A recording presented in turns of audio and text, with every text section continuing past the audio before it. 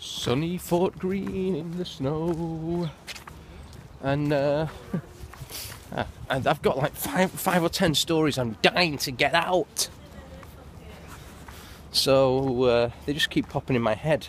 And if you're not utilising YouTube like this, I'm telling you, you're missing out big time. And this is not about me. It's just about, you know, leverage, traction, whatever you're doing. You know, if you get, everyone's got an interesting story. Oh, squirrel, squirrel, squirrel.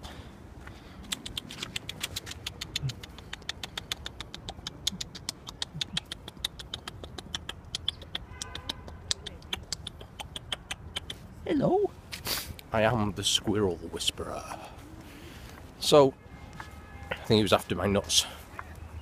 Anyhow, if you're not utilising videos like this, what I was going to talk about is what my dad taught me about cake. Fuck. So, you know, as many of you know, I grew up just myself and my dad. My mum died young. And my dad was very much what you would call today severely OCD. However, back then it was referred to as a creature of habit. He'd park his car in the same place whenever we went somewhere. He'd do exactly the same thing. You know, Saturdays we used to go into Manchester city centre. He would drive half a mile out the way for one parking spot every week. I remember one week someone was parked in his spot and it kind of unhinged him. Like he owned the freaking street or something. But anyway, and we'd go in the same stores and look at the same stuff every week. And I grew up like that, which is maybe why now I'm a lover of spontaneity, of just doing whatever I wish to do, be it jump around in the park or whatever. So every week we went grocery shopping, or as Peter Kay calls it, we did the Friday night big shop. And to the degree where my dad had his same cardboard box to carry the stuff in every week, from the supermarket checkout to the trunk of his car. Oh, and he parked his car at the same spot, on the same corner, and the supermarket in Bury. Asda, I believe, Bury.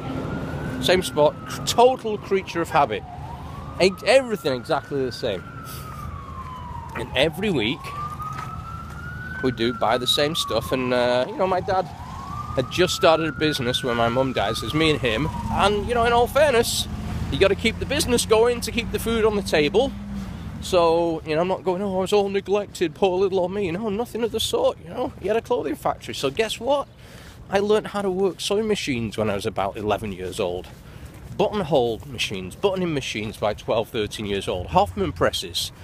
You know, I could, everything outside of cutting a suit I could do, or cutting.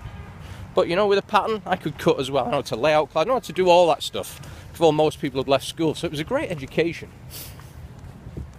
And I've just gone off. Maybe I've got OCD, I don't know. No, ADD, what's that one? So every week do the same thing. And do the big shop, the big grocery shop. And every week he would buy a cake. And it was a different one. He'd like really explored. He'd try a different cake every week. It was Mr. Kipling's or something like that. You're thinking about it now, probably about the worst thing in the world for you, just total sugary crap. But every week he'd do the same story. So Friday night was big shop night. He'd buy a cake in a box. That's how they came. And he'd keep it in a cupboard just in case anyone came by. So he could offer them, you know, tea and cake. Seems reasonable.